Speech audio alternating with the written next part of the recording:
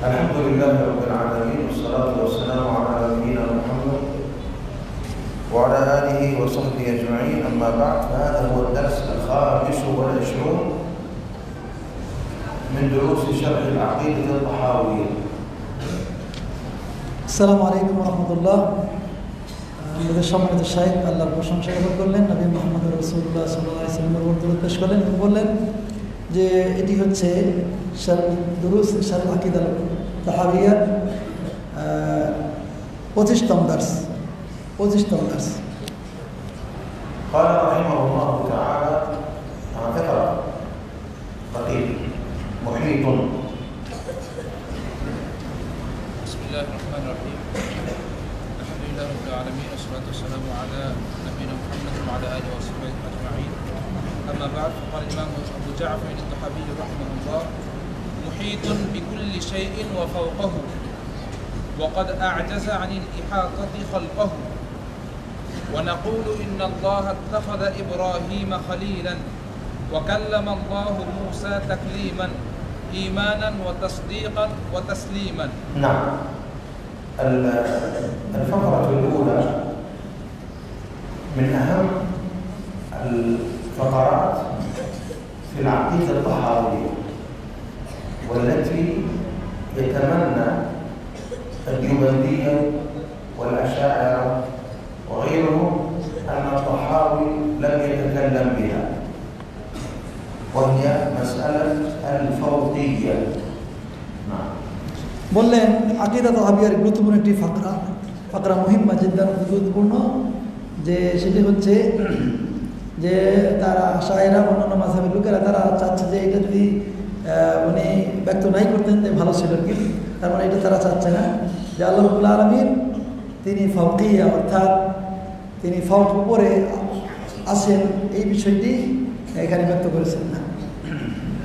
محيط بكل شيء وفوقه. محيط، المحيط من أسماء الله عز وجل عند عامة العلماء، وهو بكل شيء محيط. বললেন যে মুহিত বিকুল্লি শাই, সমস্ত সব কিছুকে তিনি বেষ্টন করে রাখছেন। এটা হলো আল্লাহর নাম। আল্লাহর নামের ভিতরে একটি নাম হচ্ছে মুহিতুন, আল্লাহ বিকুল্লি শাই মুহিত, আল্লাহ প্রত্যেক জিনিসকে বেষ্টন করে আছেন। والإحاطة تعني الملك والاحتواء والقدرة، وكذلك إحاطة العلم وإحاطة الزمان والمكان. বললেন এই হাদা উদ্দেশ্যে তার মুলক, তার রাজত্ব এবং সমস্ত জিনিসের উপর ক্ষমতা, তার ইলম এবং সমস্ত সব কিছুকে তিনি বেষ্টন করে আছে, এই বিষয়ে উদ্দেশ্য এখানে। فهو محيط بهم زمانا ومكانا. তিনি সময় এবং স্থান, জামানা সময়, মাকান মানে স্থান, সব কিছুকে তিনি হাতা বা বেষ্টন করে আছেন।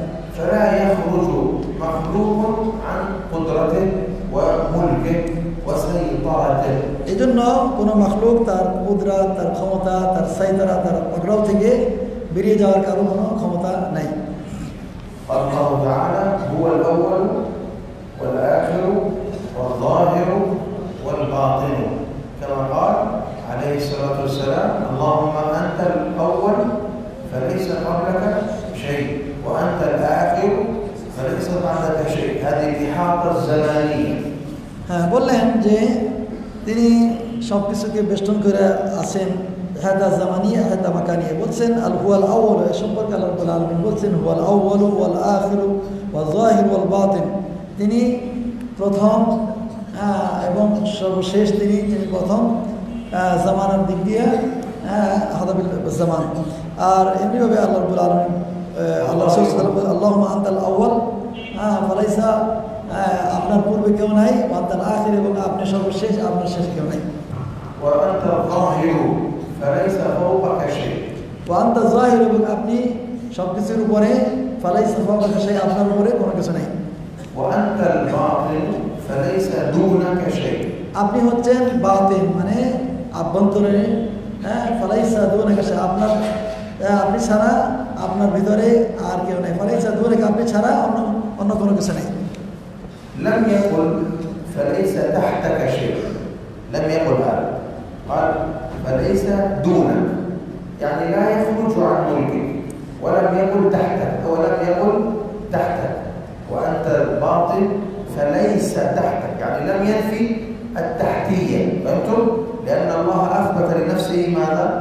الفوقية، فلا يمكن أن يقول وليس تحتك شيء، وإنما قال وليس دونك شيء. এখানে লক্ষণীয় হচ্ছে এখানে লাইসা তাহতাকা বলেন নাই, হ্যাঁ দুনাকা বলেছেন, কিন্তু আল্লাহর ফাওকিয়াত উপরে আছে, এই জন্য এখানে তাহতিয়া নিষেধ করা হয় নাই আল্লাহ রাব্বুল আলামিন উপরে, বরং তিনি বলছেন ওয়ালাইসা দুনাকা শাই, হ্যাঁ আপনি ছাড়া কোনো কিছু, আপনার বেষ্টন আপনার ই ছাড়া কোনো কিছু নেই, আপনার ক্ষমতার বাইরে কোনো কিছু নেই। والظاهر يأتي بمعنى العالي العلو الذاتي.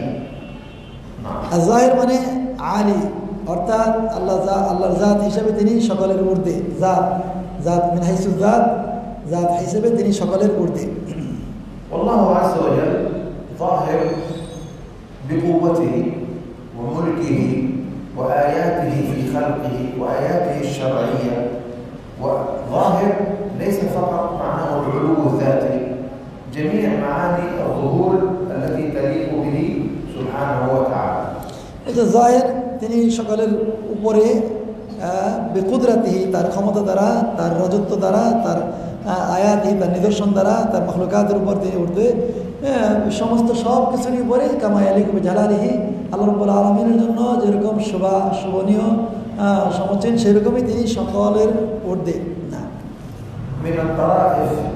من الطرائف اسم الظاهر أن بعض الملوك في الدولة العباسية وفي الدولة المملوكية تسموا بالظاهر، الملك الظاهر. ومعظم هؤلاء الملوك أو جميع هؤلاء الملوك كان لهم قوة وغلبة ولهم سيطرة وبروز على غيرهم من الملوك. يعني سبحان الله ما قدر الله على واحد منهم أن تسمى بالملك الظاهر إلا أظهره الله، مع أنه لا يتشبه بالله لكن اسم الظاهر. বলছেন এই যে তরাইফ, এটা একটি মানে আর কি লুকস বা তারাইফ বলছে একটা কৌতুকের মতো কথা, সেটা হচ্ছে বাল গারাইব, যে দৌলতুল আব্বাসিয়া আল মুলুক জাহিরিয়া, তারা যারাই নিজেদেরকে জাহিরি বলছে তারা আসলে দেখা যাচ্ছে তারা মানুষের সামনে তাদের কোয়া, তার ক্ষমতা ইত্যাদি এরকম বহিঃপ্রকাশ হয়েছে অন্যদের চেয়ে। তো এটা আসলে জাহিরিয়া মানে তারা যারাই এরকম করেছে তারাই দেখা যাচ্ছে তাদের একটা মানুষের সামনে তাদের বিষয়গুলো বহিঃপ্রকাশ হয়েছে, এবং তারা জাহিরি বা সকলের ঊর্ধ্বে এরকম ক্ষমতা তারা প্রয়োগ করার জন্য তারা চেষ্টা করছে। এটা একটি তারা একদম من أشهرهم الظاهر بيبرس، الظاهر بيبرس الذي كان مع قطز في معركة عين جالوت ضد التتر، والذي امتد حكمه نحو 17 أو 18 سنة، ودوخ النصارى، دوخ التتر ودوخ الصليبيين. বলছেন তার মধ্যে একজন জাহির বিবাস, আইনে তালুতের বাহিনীর মধ্যে একজন ছিল, তার উল্লেখযোগ্য একজন ব্যক্তি হচ্ছে জাহির বিবাস। والظاهر برقوق والظاهر جمق، هكذا أسماءهم غريبة. ظاهر برقوق والظاهر ماذا قلت؟ برقوق هذا ثمرة فاكهة، والظاهر جمق جق مق জাক মা, نعم. বলছে এক ধরনের আর কি ফল আর কি, জাহির বরকুক, জাহির মাকা, এই জাতীয় নাম আর কি, সেইভাবে নাম তাদেরকে তার নামে মশহুর ছিল। الطريقة التي أردت أن أقولها أيضا أن الظاهر ببرس لما تسلطن صار ملكا أراد أن يتسمى بالملك القاهر، الملك القاهر من القهر، فنصحوه قالوا إن أحد خلفاء بني العباس تسمى بالقاهر، فقبض عليه وسملت عيناه وقتل. يعني هذا الاسم فيه معنى الكبر ومشابهة الله عز وجل، فلا تتسمى، فترك وسمى نفسه بالظاهر فنصره الله. نعم. বললেন যে যে তারিফা, যেটা বিশেষ কৌতুকমূলক কথা যিনি বলতে চাচ্ছেন, যে তাদের মধ্যে একজন মালিক, তার নাম সে কি বলতে চাইছিল, নাম রাখতেছিল জাহির বিবাস, উনি তার নামকে কি বলতে চাইছিল আল মালিক আল কাহের, আল মালিক কাহের মানে কাহের মানে ক্ষমতাবান, আল্লাহর উপর সিফত, এই জাতীয় সিফতে তিনি নাম রাখতেছেন। পরে বলা হলো যে এটা তো বানি খোলাফায়ে আব্বাস, হ্যাঁ খোলাফায়ে বানি আব্বাসের একজন বিশেষ খলিফা নিজেকে এরকম নাম রেখেছিল। তারপর তাকে হত্যা করে দেওয়া, তার চোখে এই লাগিয়ে দেওয়া হয়েছে, হ্যাঁ চোখে লাগিয়ে কি বলে সুরমা লাগিয়ে দিয়ে আগুনের লাগিয়ে তাকে করা হয়েছে, শাস্তি দেওয়া হয়েছে, হত্যা করা হয়েছে। তারপর তিনি এটা বর্জন করে শারী করলেন বা তার নামটা আল মালিক জাহির, আল মালিক জাহির নামে তিনি নামকরণ করলেন। فاسم الله الظاهر والباطن الإحاطة المكانية। اسم الظاهر الباطن এটার উদ্দেশ্য হচ্ছে আল ইহাতাতুজ জামানি ওয়াল মাকানিয়া, অর্থাৎ জামানা হিসাবে এবং স্থান হিসাবে তিনি সমস্ত সব কিছুকে সব জায়গায় এবং সব সময় তিনি নিজেকে কি করে রাখছেন, সকলের ঊর্ধ্বে ক্ষমতাকে বেষ্টন করে রাখছেন, সময়কে এবং স্থানকে বেষ্টন করে রাখছেন। وهناك أيضا الإحاطة العلمية، فهو سبحانه محيط بعلمه بكل شيء عليم. وكذلك إحاطة ماذا؟ ما سبق، القدرة والقهر والملك. ومع هذه الإحاطة وخاصة المكانية هو فوق خلقه، عال عليهم وفوقه، محيط بكل شيء وفوقه، يعني العلو الذاتي والعلو بجميع معانيه. বললেন যে এখানে আল ইহাতা আল ইলমিয়া, আল ইহাতা এখান থেকে ইলম বা জ্ঞানের দিক দিয়ে তিনি সমস্ত সব কিছু বেষ্টন করে রাখছেন। আরেকটি হচ্ছে আল ইহাতা আল কুদরা, অর্থাৎ ক্ষমতা, তার ক্ষমতা সমস্ত সব কিছুর উপর তার ক্ষমতা তিনি প্রয়োগ করেন। এখানে উদ্দেশ্য হচ্ছে আল মাকানিয়া, আল মাকানিয়া থেকে উদ্দেশ্য হচ্ছে তিনি কি করছেন, এখানে সমস্ত সব কিছুর উপরে আল্লাহর ফাওকিয়াত যে সিফাত এটা সাব্যস্ত করা, এবং আলু জাতি তিনি মিন হাইসু জাত আল্লাহ রাব্বুল আলামিন সকল জিনিসের ঊর্ধ্বে, এই জিনিসটা প্রমাণ করতে চাচ্ছেন। ইদান আল্লাহু ফাওকা খালকিহি, ক্বালা তাআলা ইয়াখাফুনা রাব্বাহুম মিন ফাওকিহিম, يعني وهو فوقهم. আল্লাহ রাব্বুল আলামিন তার মাখলুকাতের উপরে, আল্লাহ বলছেন ইয়াখাফুনা রাব্বাহুম ফাওকিহিম, অর্থাৎ তারা তাদের রবকে ভয় করেন, তিনি তাদের ঊর্ধ্বে, তিনি তাদের উপরে। قال تعالى وهو القاهر فوق عباده, আল্লাহ রাব্বুল আলামিন বলছেন ওয়াল কাহিরু ফাওকা ইবাদিহি, তিনি আল কাহির, তিনি সমস্ত সব কিছুর উপরে তার ক্ষমতা, তিনি ঊর্ধ্বে রয়েছেন। ফাওকা ইবাদি, বান্দাদের উপরে তিনি আছেন। আল কাহির, তিনি সমস্ত সব কিছুর উপর ক্ষমতাবান। والقاهر والفوقية دليل من الأدلة الكثيرة على علو الله على خلقه، علوا ذاتيا وعلوا قهريا وعلوا قدريا. يعني علو القدر والمكانة والمنزلة والجاه، فالله عز وجل عال على خلقه بقدره وعظمته وقهره وغلبته وقهره وسلطانه، وأيضا علو الذات، علو الذات. বললেন আল্লাহ রাব্বুল আলামিন আল কাহির, তার কাহরিয়া জাতিয়া, আল কাদরিয়া মর্যাদা, আল মাকান তার আযামাত, তার সম্মান, এবং তার তিনি যে সমস্ত সব কিছুর উপর সুলতান, তার ক্ষমতা আছে, এই বিষয়টা এখানে তার জাতিয়া, জাত মিন হাইসুল জাত, তার জাত হিসেবে তিনি সকল জিনিসের উপর ঊর্ধ্বে রয়েছেন। এটা সম্মানের দিক দিয়ে, আযামতের দিক দিয়ে, ক্ষমতার দিক দিয়ে সব কিছুই তিনি সকলের ঊর্ধ্বে। قال تعالى الرحمن على العرش استوى. أدلة الاستواء على العرش من أدلة علو الله على خلقه. আল্লাহ রাব্বুল আলামিন তিনি যে মাখলুকাতের উপরে উল্লেখযোগ্য একটা দলিল হচ্ছে, আল্লাহ রাব্বুল আলামিন কোরআন মাজিদে বলছেন আর রহমান আলা আরশ ইস্তাওয়া, আর রহমান তিনি আরশের উপর আছেন, তাহলে এটা সমস্ত মাখলুকাতের উপরে আছেন, এটা তার উল্লেখযোগ্য একটি দলিল। ومن أسماء الله الحسنى العلي والأعلى، سبح اسم ربك الأعلى.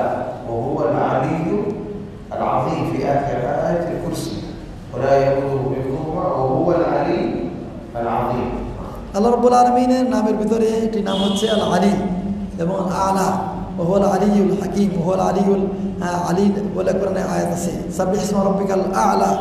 এবং আয়াতুল কুরসিতে আল্লাহ রাব্বুল আলামিন বলছেন ওহুয়াল আলিউল আযীম। এই সমস্ত আয়াতগুলোর মধ্যে আল আলী, আল আ'লা, আল আলিউল আযীম ইত্যাদি এর দ্বারা প্রমাণ হচ্ছে যে আল্লাহ রাব্বুল আলামিনের আসমায়ে হুসনার ভিতরে একটি নাম হচ্ছে আলী বা আ'লা। ومن أسماء الله الظاهر كما سبق معنا، اللهم وأنت الظاهر فليس فوقك شيء، يعني هو فوق كل شيء. আল্লাহ নামের মধ্যে একটি হচ্ছে জাহির, তার মানে হচ্ছে তিনি সমস্ত সব কিছুর উপরে আছেন এবং সমস্ত মাখলুকাতের উপর তার কর্তৃত্ব। وكذلك من أسماء الله الجبار، ومن معاني الجبار العلي، يقال نخلة جبار يعني عالية. বলছেন তার আল্লাহ নামের ভিতরে একটি জব্বার, তার মানে আলী, যেমন নাখলা জুবারিয়া বলা হয়েছে অর্থাৎ উঁচু, খেজুর উঁচু খেজুর গাছ বলা হয় নাখলা জুবারিয়া অর্থাৎ উঁচু খেজুর গাছ। والله سبحانه وتعالى قال أأمنتم من في السماء، أأمنتم من في السماء، والمراد به حسب معنى السماء. أأمنتم من في السماء يعني من في العلو، فهنا في على بابها. وأما تفسير السماء بالمبنية المخلوقة فيكون معنى في على، كقوله ولأصلبنكم في جذوع النخل يعني عليها. أأمنتم من على السماء. বললেন এখানে আমিনতুম মান ফিস সামাই, এই আয়াতের মধ্যে যে আল্লাহর তোমরা কি আসমানে যিনি আছেন তার থেকে তোমরা নিরাপদ হয়ে গেছ, এখানে উদ্দেশ্য হচ্ছে মানফিল উলু, যিনি ঊর্ধ্বে আছেন। হ্যাঁ, সামা বলতে এখানে মানে ঊর্ধ্বে যিনি আছেন, আলা, এখানে উদ্দেশ্য হচ্ছে কি যিনি ঊর্ধ্বে আছেন, হ্যাঁ তার থেকে তোমরা কি নিরাপদ হয়ে গেছো কিনা।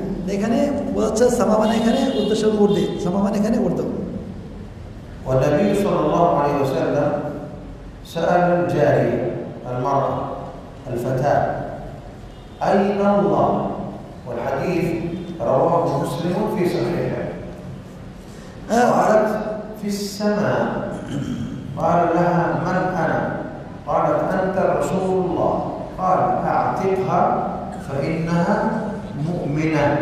فشهد لمن قال بأن الله في السماء بالإيمان. এখানে হাদিসে রয়েছে আল্লাহ রসুল সাল্লাল্লাহু আলাইহি সাল্লাম ওই জারিয়া ওই মেয়েটিকে জিজ্ঞেস করলেন যে আইনুল্লাহ, আল্লাহ কোথায়? তো ইশারা করে দেখালেন যে আল্লাহ ফাওকা, আমার উপরে আছেন। তারপর মান আনা, যে আমি কে? বলছে আনতা রাসূলুল্লাহ, আপনি হচ্ছেন আল্লাহ রসুল। তো তখন বললেন যে দেখা তাকে আজাদ করে দেন, ফাইন্নাহা মুমিনা, সে হচ্ছে মুমিনা অর্থাৎ ইমানওয়ালা, ইমানওয়ালা মেয়ে। তাহলে এখানে সাক্ষ্য দিলেন যে যে আল্লাহ রাব্বুল আলামিনের ফাওকিয়াতের বিষয় যে এতেকাদ রাখে, এই মোতাকেদাকে ইমানের আলামত হিসাবে চিহ্নিত করলেন এবং বললেন তাকে আজাদ করে দিন। والأدلة على ذلك كثيرة، لكن نقف عند حديث الجارية قليلا. في حديث الجارية في صحيح مسلم تصريح من الرسول صلى الله عليه وسلم بالسؤال عن الله بكلمة أين المكانية التي تستخدم للسؤال عن المكان. ماذا فعل أهل البدع؟ جاءوا فضعفوا حديث صحيح مسلم، ضعفوا حديث صحيح مسلم. بعضهم لم يضعفه، صححه، ولكنه عطله وجعله غير مفهوم المعنى، وقالوا لا يجوز السؤال عن الله بأين، وجعلوا ذلك من نواقض الإيمان ومن أسباب الكفر أن تقول أين الله، فكفروا رسول الله. اللهم صل وسلم على رسول الله.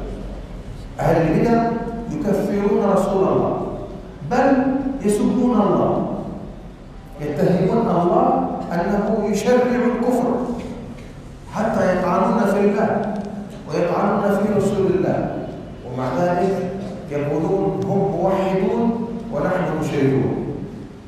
يعني شوفهم يطعنون في الله وفي رسول الله صلى الله عليه وسلم.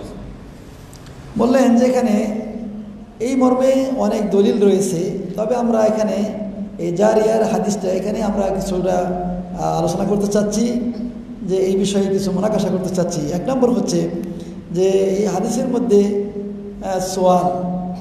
সোয়াল আনিল মাখান, হ্যাঁ, আল্লাহ রসুল সাল্লাল্লাহু আলাইহি ওয়াসাল্লাম বলেন আইন আল্লাহ, আল্লাহ কোথায় আছে।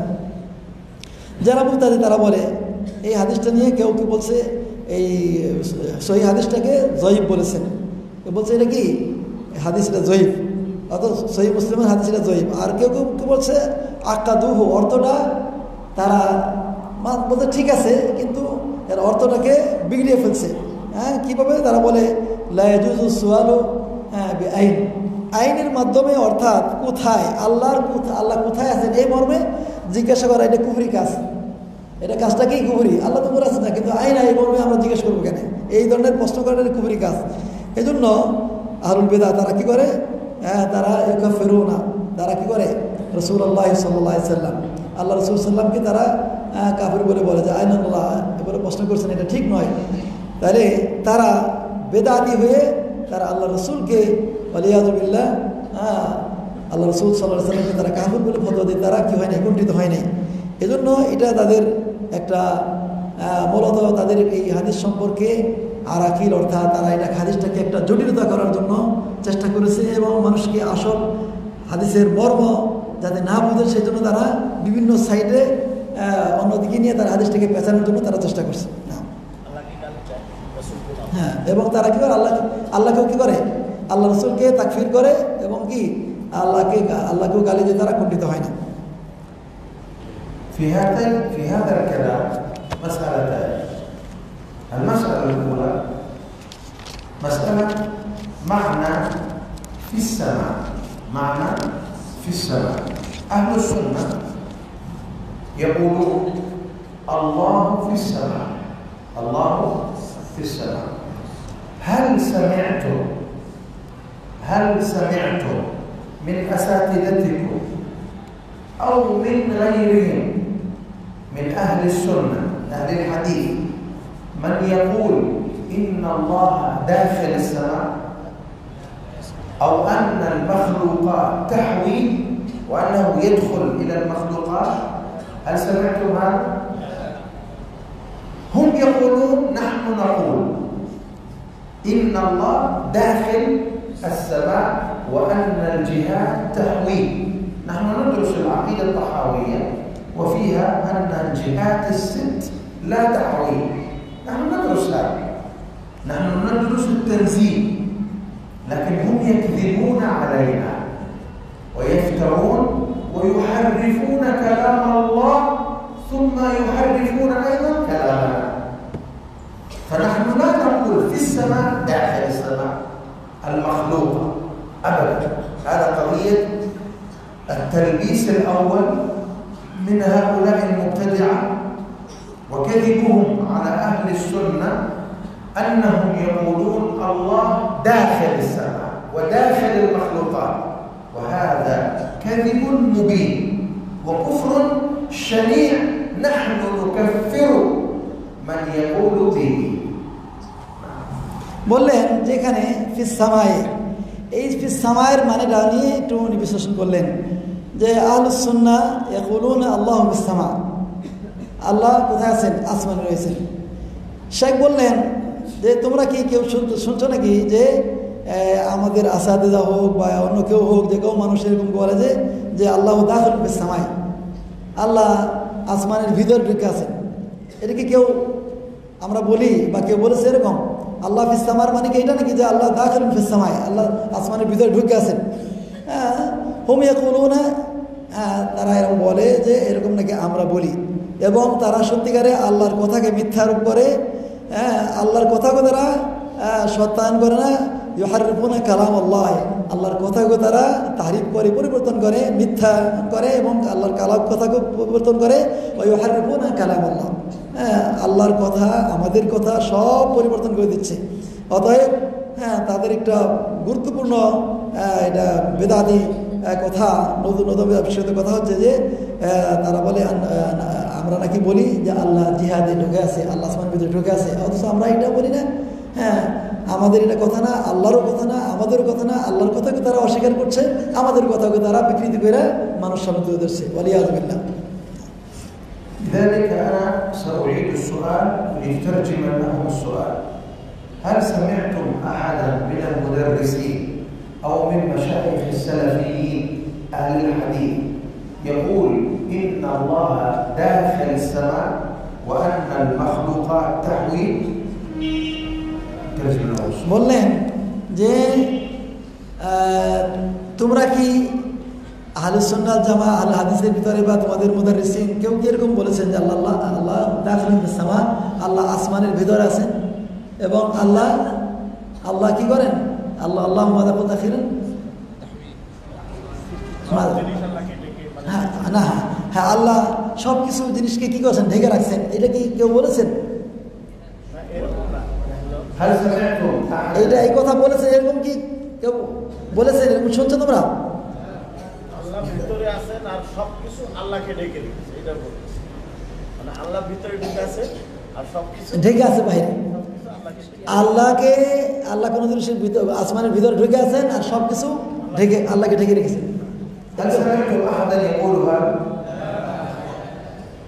أنا لم أسمع أحدا من أهل السنة في العالم على مر السنين يقول بهذا أبدا.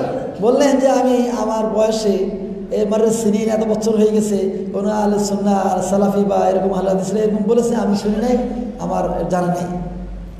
طيب هم يقولون هذا عنا، إذا هذا في خيالهم هم وليس في الواقع، هذا تصورهم عن أهل السنة وهذا من تخييل الشيطان لهم. বলছেন যে তারা এরকম আমাদের সম্পর্কে মন্তব্য করে, আসলে তো বাস্তব আমরা এরকম বলি না, আমরা শুনি না বা আমরা বলি না, কিন্তু এটা হলো তাদের তাখায়ুল, মানে অর্থাৎ তারা একটা ধারণা, শয়তান তাদের মাথায় এটা দিয়ে দিচ্ছে যে ওরা এরকম বলে, কিন্তু আসলে বাস্তবে তা না, এটা শয়তানে ওদের মাথায় দিয়ে দিচ্ছে, এই জন্য তারা আমাদের সম্পর্কে মন্তব্য করে, বাস্তবে আসলে এটা ঠিক নয়। الأمر الثاني والمسألة الثانية المكان. المكان لله. هل الله في مكان؟ هذا من المسائل التي يتكلم فيها أهل الكلام، فيقولون نحن إذا قلنا الله في السماء يعني فوق السماء فقد جعلنا الله في مكان يحويه.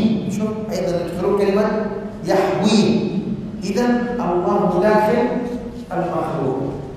فنحن نقول كلمة المكان يحويه هذا من اختراعكم، هذا من كذبكم، هذا من خيالكم.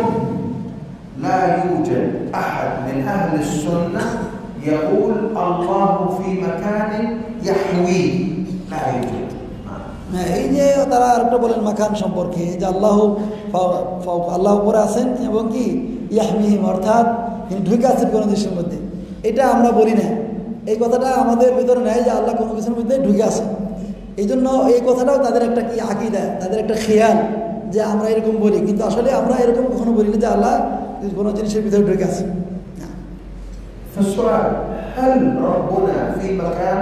نعم في مكان ليس مخلوقا، ليس مخلوقا، هو فوق الأماكن المخلوقة، هو عال على الأماكن المخلوقة، يسمى في مكان عدمي، في مكان عدمي لا وجود لهذا المكان اللي هو الله في الفوق. وين المكان؟ الفوق. والنبي صلى الله عليه وسلم سأل أين الله؟ هذا السؤال عن المكان، فالمكان أين؟ في العلو. فإذا قيل لك أين مكان الله؟ إيش تقول؟ العلو، فوق فقط، لا تقول في المخلوق، تشبيه الأمكنة، لا، فوق الأمكنة المخلوقة، فوق الأمكنة المخلوقة. نعم. আল্লাহ রাব্বুল আলামিন সম্পর্কে যদি জিজ্ঞাসা করা হয় তিনি কোথায়, তিনি বলছে ফাও, মানে উপরে আছে।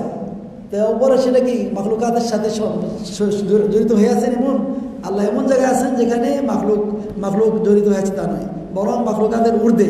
এই জন্য আল্লাহ রাব্বুল আলামিন সম্পর্কে জিজ্ঞাসা করলে আমরা বলবো আইন আল্লাহ, আল্লাহ ফাও, হ্যাঁ উপরে আছেন, আল উলু।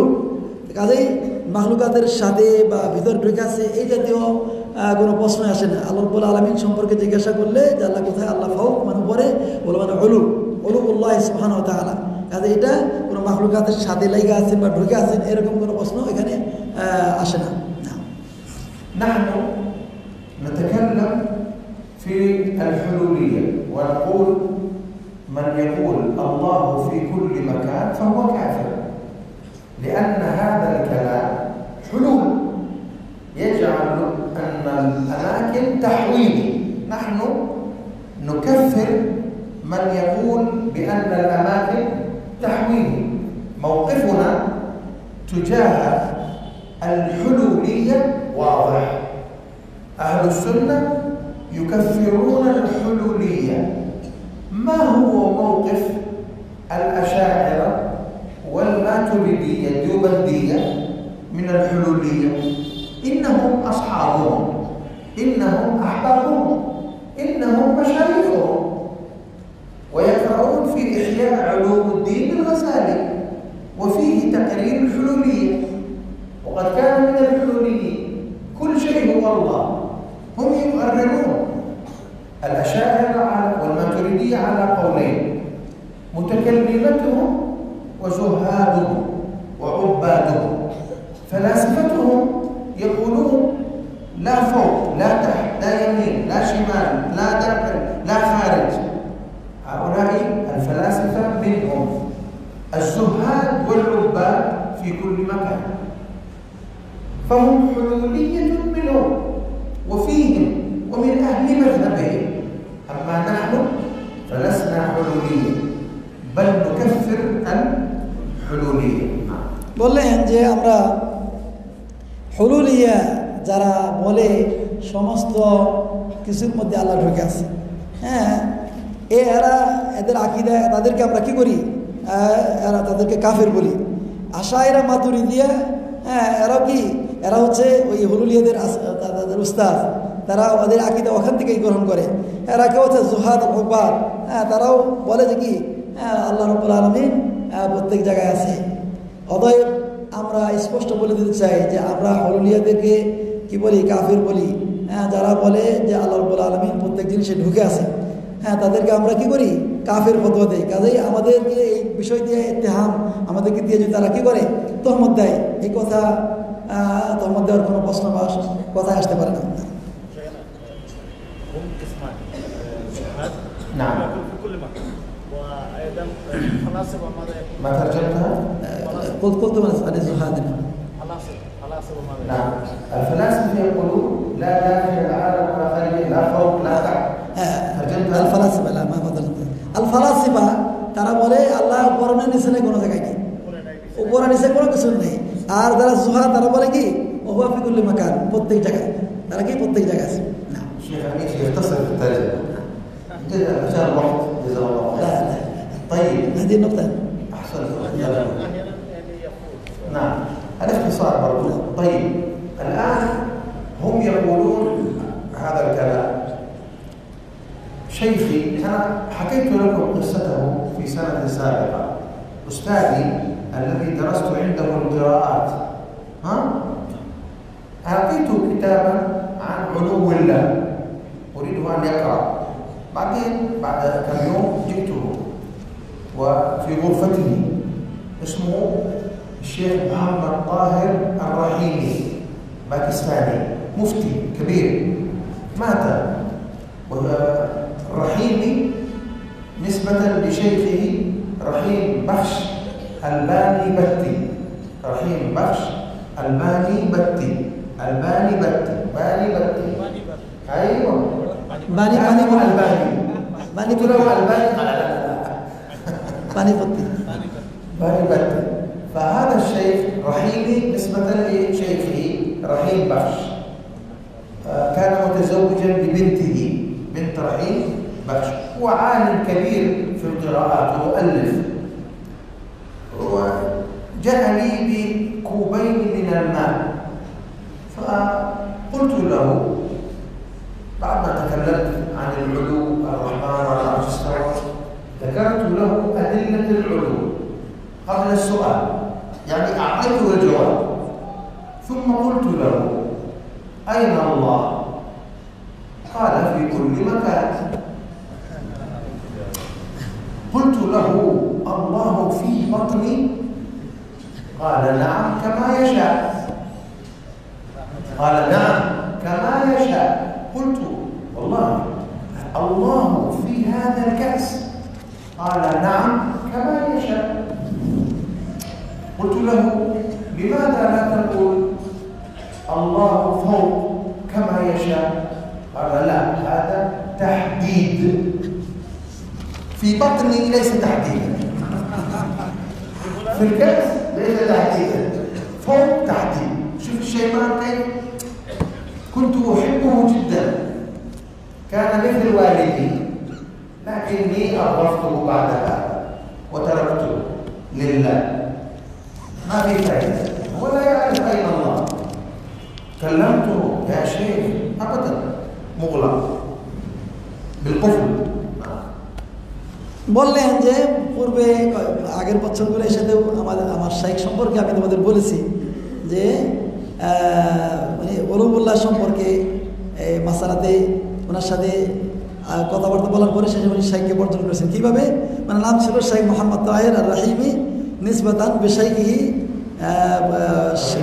রাহিম বাক্স পানিপত্তি, হ্যাঁ পাকিস্তানের বললেন।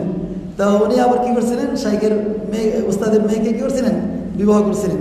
যাই হোক, তো শাইখকে আদিল্লাতুল উলু, আল্লাহ যে উচ্চতে আছেন, আল্লাহ উলু উর্দে আছেন, এই বিষয় নিয়ে দলিল আদিল্লা উল্লেখ করলেন। উল্লেখ করার পরে আমি শাইখকে শাইখ বললেন যে আমি উস্তাদকে জিজ্ঞেস করলাম যে আইন আল্লাহ ফকাল ফিকুল্লি মাকান, বলছেন যে উনি সব জায়গায় আছেন। আল্লাহ ফি বাতনি, আমার পেটে, হ্যাঁ কামাই আলী কবি জ্বালানি, যেভাবে সম্ভব সেভাবে তিনি আপনার পেটে আছেন। আল্লাহ ফি দুইটি বোতলের দুইটি পানি ইয়ের মধ্যে গ্লাসে পানি রাখছেন, ওই যে আল্লাহ কি এখানে আছে? বলতে হ্যাঁ আল্লাহ এই পানির ভিতরে আছে, যেভাবে সম্ভব সেভাবে। তো কেন? তারপর জিজ্ঞেস করলেন যে তাহলে কি আপনি কেন বলেন না আল্লাহ ফৌক, আল্লাহ উপর আছেন? কাজে ফি তাহদিদ, যখন উপরে বলবো তখন কি তাহদিদ হয়ে যাবে। কাজে উপরে থাকলে তাহদিদ হয়ে যাবে, কিন্তু পেটে থাকলে আর পানিতে থাকলে তাহদিদ বা সীমিত আকারে থাকবে না। এই জন্য ওনাকে যতই বোঝানোর চেষ্টা করলাম, কিন্তু উনি মোগলাক বলছেন, ওনার মাথা, ওনার আকিদা, ওনার বেদপতি সব যেন আটকানো আছে, একদম বন্ধ করা আছে, সেখানে নাসিহা কোরআন সুন্নাহর কথা দলিল আদিল্লা কিছু ঢুকছে না। আমি অনেক মহব্বত করতাম, অনেক ভালোবাসতাম, শ্রদ্ধা করতাম, কিন্তু শেষ পর্যন্ত দেখলাম যে ওনাকে বোঝানো যাচ্ছে না, শেষে তাকে কি করছি, বর্জন করেছি। هو محدث وفقيه حنفي وعالم بالقراءات، ودائما يقوم الليل بعد التراويح في المدينة، والتهجد هو أيضا يصلي بالقراءات عن حفظ، هو يحفظ القراءات العشر ويأتي الطلاب، أنا كنت أقرأ عنده، ومع ذلك دخلت البدعة إلى قلبه وما خرجت، لم يستطع أن يخرجها. عالم ولا يفهم معنى التحديد، لا يفهم الشيء الذي يعرفه عامة السلفيين.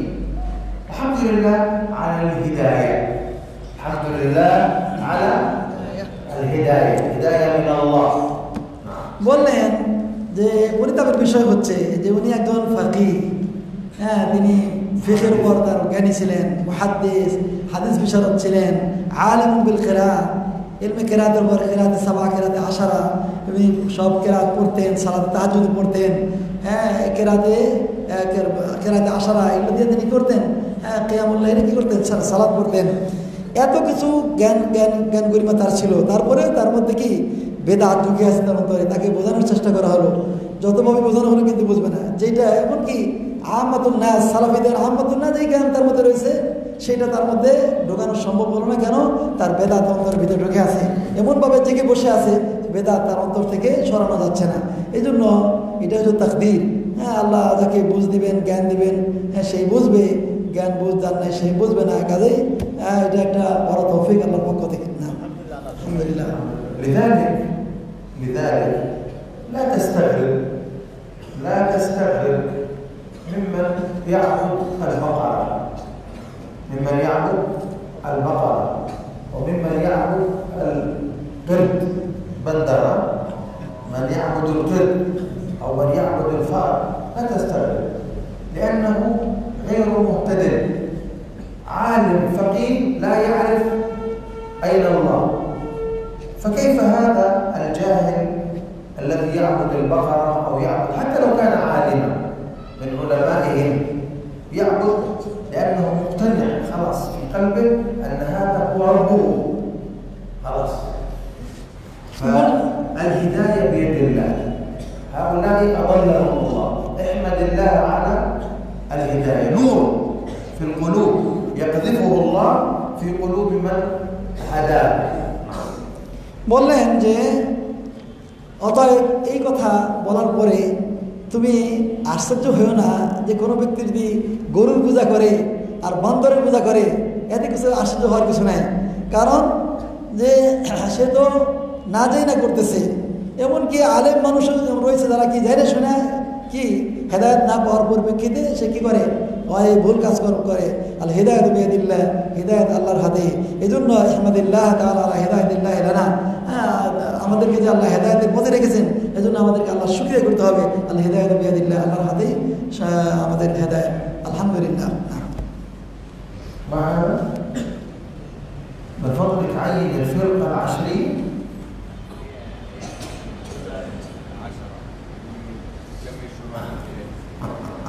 أنا ظننت فرقة من الفرق. أنا قلت لكم بالأمس إن الشيخ عبد الله شاهد مسؤول عن مجموعة من الطلاب يفرغون دروس العقيدة الطحاوية، وبما أن الشيخ ليس موجودا نريد أسماء العشرة. أول واحد أنت تكتب معه، يلا اكتب الزبير رقم واحد. من أيضا يرفع يده ليساعد في تفريغ الدروس؟ نريد 10 متبرعين. يلا اكتب رقيب الإسلام. من؟ أبو عبد الحسين. ومن أيضا؟ وسيم علي. من أيضا؟ ثناء الله. شهر رقيب.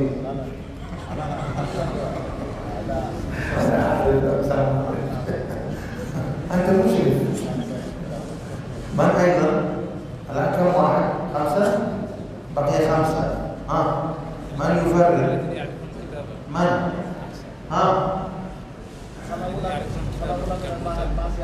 يعلمون بالكمبيوتر أيضا. ناصر الدين. جزاه الله خير. من أيضا؟ نهال. اثنان من اسمه محفوظ. تعرفه زبير؟ أي سنة؟ الأول من الكلية. وأنت عبد الله من أي فصل؟ ثاني الأول من الكلية. عبد الله الأول من الكلية. كم صار؟ باقي واحد. من يفوز؟ آخر واحد. العاشر. من؟ ما اسمه؟ أبو ريحان. أي سنة؟ ثانية أبو ريحان. هؤلاء 10 معينون قد يزيدون مع إخوانهم يساعدون. لا خلاص.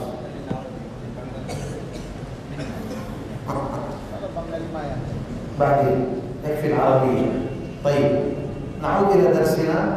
يقول رحمه الله: وقد أعجز عن الإحاطة خلقه، يعني عن الإحاطة به. يعني هنا مقدر كلمة به. وقد أعجز عن الإحاطة به خلقه، يعني أن الله يحيط بخلقه ولا يحيطون به. قال تعالى: لا تدركه الأبصار وهو يدرك الأبصار. وقال: ولا يحيطون به علما. فإذا كان الناس لا يحيطون بالله علما، فهل سيحيطون به مكانا ورؤية؟ إذا العلم لم يصلوا إلى الإحاطة به، فكيف بالأمور التي هي دون العلم؟ العلم أوسع. أنت قد تعلم الشيء ولا تراه، قد تعلم الشيء ولا تراه ولا تحيط به. مثلا تعلم السماء فوقك وأنها مبنية، ولكن أنت لا تستطيع الإحاطة بها، لأن نظرك فقط في جهة واحدة، لا تستطيع ترى في كل الجهات، فأنت لا تحيط بالسماء حتى بالرؤية، لكن تحيط بها بماذا؟ بالعلم. لكن رب العالمين لا تحيط به علما، فضلا عن غيره مما هو دونه من الصفات كالرؤية. বললেন যে ওয়াকাদ আ'জাযা আনিল ইহাতাতি বিহি খালকাহু, আল্লাহ রাব্বুল আলামিন তার মাখলুকাতকে তিনি কি করছেন? আবরক করে দিয়েছেন তাকে ইহাতা বা তাকে অনুধাবন করতে। অর্থাৎ আল্লাহ রাব্বুল আলামিনকে মাখলুকরা দেখতে পাবে না, তাকে অনুধাবন করতে পারবে না। আল্লাহ রাব্বুল আলামিন সম্পর্কে বলছেন লা তুদরিকুল আবসার ওয়া ইউদরিকুল আবসার। কোনো চর্মচক্ষু চোখে আল্লাহ রাব্বুল আলামিনকে অনুধাবন করতে পারবে না, কিন্তু আল্লাহ রাব্বুল আলামিন দেখছেন। এবং ওয়ালা ইউহিতুনা বিহি ইলমা, আল্লাহ রাব্বুল আলামিন বলছেন ওয়ালা ইউহিতুনা বিহি ইলমা। তো ইলম হচ্ছে আওসা, ইলম হচ্ছে প্রশস্ত সবচেয়ে। ইলম দ্বারা যদি সম্ভব না হয় আল্লাহকে অনুধাবন করা, তাকে তার সম্পর্কে করা, তাকে দেখা অনুধাবন করা, ফাকাইফা বিগাইরিহি, তাহলে অন্য জিনিস দ্বারা কীভাবে সম্ভব? আর রুয়া তো তার সে পরে এলেম আমি জানি, এলেম দ্বারা আমি জানি আসমান উপরে, কিন্তু অনেক সময় অনেক জিনিস রয়েছে যারা যেটা আমরা দেখতে পাই না। এলেম দিয়ে যেটা জানতে পারি, দেখা দিয়ে সেটা আমি দেখা যায় না, মন্দির দেখতে পারি না। কাজে এলেমটা আওসা, এলেম দিয়ে যদি সম্ভব না হয় তাহলে অন্য জিনিস দ্বারা কীভাবে সম্ভব? এই জন্য আল্লাহ রাব্বুল আলামিন বলছেন আল্লাহ তাআলা তার মাখলুকাতকে আল্লাহ সম্পর্কে বেহাদা সম্পর্কে অবরোধ করে দিয়েছেন, অথচ তিনি সব কিছু তিনি কী করেন? বেষ্টন করে আছেন, সবাইকে তিনি বেষ্টন করে আছেন। يقول هذا السائل: أنت قلت من قبل سأبين لكم أن للتكفير ضوابط. أنا قلت أشياء كثيرة، لكن هل يوجد وقت لهذه الأشياء الكثيرة؟ هذا واحد. বলছেন যে এখানে একটা প্রশ্ন, যে আপনি তো বলছিলেন যে আমি তোমাদের জন্য তাকফিরের দাওয়াবেত, অর্থাৎ কাউকে কাফের সাব্যস্ত করার জন্য কিছু নীতিমালা আছে সেগুলা বলবো।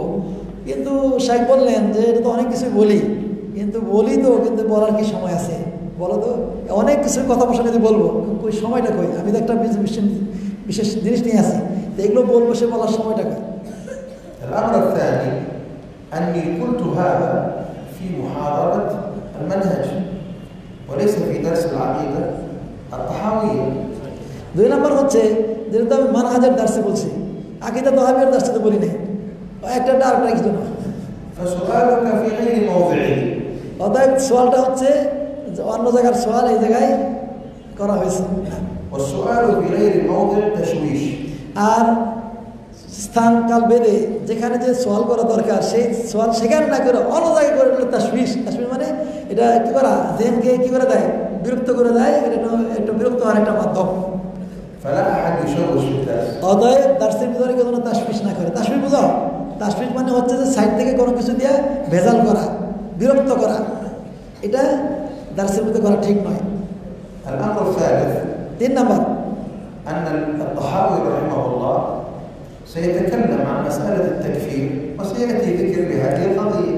لماذا تستعجل؟ আকিদা তাহবিয়াতে যেখানে মাসালা তাকফির আছে উনিও বলবেন, কাজে বিষয়টা জায়গা মতো হয়তো আসবে, তোমরা কেন তাড়াহুড়ো করছো? জায়গা মতো আসবে। قال رحمه الله: ولا نكفر أحدا من أهل القبلة بذنب ما لم يستحل له. في رقم 57. ستأتي نحن الآن في رقم 52. বলছে এই বিষয়টা সামনে আসবে। سيأتي الكلام عن هذا الموضوع. 6টা পয়েন্ট পরে এখানে আবার এই বিষয় নিয়ে আলোচনা আসবে ইনশাআল্লাহ। قال رحمه الله تعالى: ونقول إن الله اتخذ إبراهيم خليلا وكلم الله موسى تكليما. يعني نعم إيمانا وتصديقا وتسليما. الطحاوي رحمه الله يذكر تخصيص هاتين المسألتين للقصة التي انتشرت عند السلف وصحت من قتل خالد القسري للجعد بن درهم يوم عيد الأضحى، فإنه قال: لما كان أميرا على العراق: أيها الناس ضحوا تقبل الله ضحاياكم، فإني مضح بالجعد بن درهم، فإنه يقول: إن الله لم يكلم موسى تكليما ولم يتخذ إبراهيم خليلا. فنزل وذبحه في أصل المنبر في العراء، مكان اللي هو المصلى للعيد، ذبحه أمام الناس لأنه زنديق تكلم بالكفر، نفى عن الله ما ذكره في كتابه. فالله سبحانه وتعالى قال في محكم التنزيل: واتخذ الله إبراهيم خليلا. وقال تعالى: وكلم الله موسى تكليما. فجاء هذا الكافر وكذب الله ونفى ما قاله الله عن نفسه، فهو كافر لأنه رد كلام الله وكذب الله. বললেন এখানে আকীদা তাহাবিয়াতে উনি কি করতে চাচ্ছেন, দুইটি মাসালা সম্পর্কে বলতে চাচ্ছেন, দুইটি কেসের দিকে ইশারা করছেন। এক নম্বর হচ্ছে খালিদ আল কাসরি, তিনি কি করছেন, আল জাদ ইবনে দিরহামকে জবাই করছেন, এই বিষয়টি ইঙ্গিত করছেন। তিনি ঈদুল আজহা মেম্বারে খুতবা দিচ্ছিলেন। তারপর বললেন, খুতবার এক পর্যায়ে বললেন: আইয়ুহান নাস, হে মানুষরা, তোমরা কি করো, তোমরা তোমাদের কুরবানি তোমরা করো, আমি আজকে জাদ ইবনে দিরহামকে কুরবানি করব। কেন? যে সে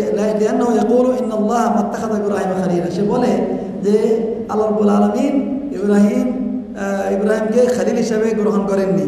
ওমা কাল্লামাল্লাহু মুসা তাকলিমা, এবং আল্লাহ রাব্বুল আলামিন মুসা আলাইহিস সালামের সাথে কথা বলেননি।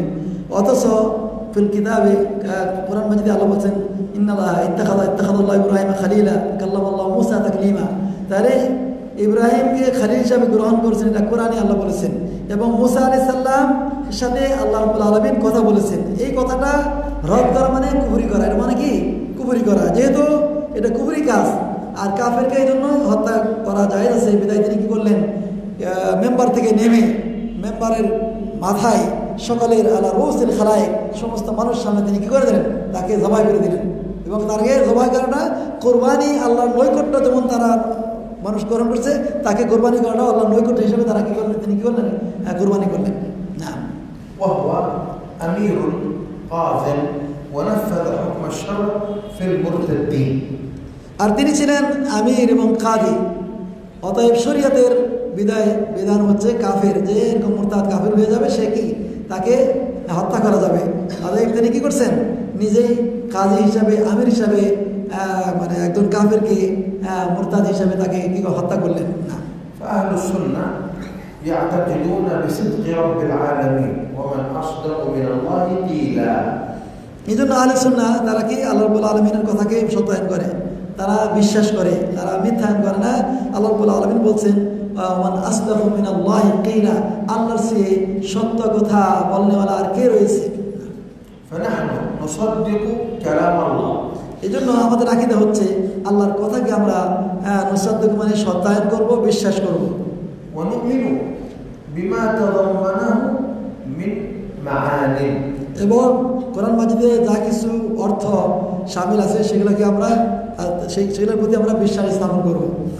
فالآية الأولى فيها صفة الخلة وهي أعظم المحبة، فالله يحب ويحب، فالله يحب من شاء من خلقه من المؤمنين والمطيعين، ويحبه خلقه المؤمنون، فيحب ويحب.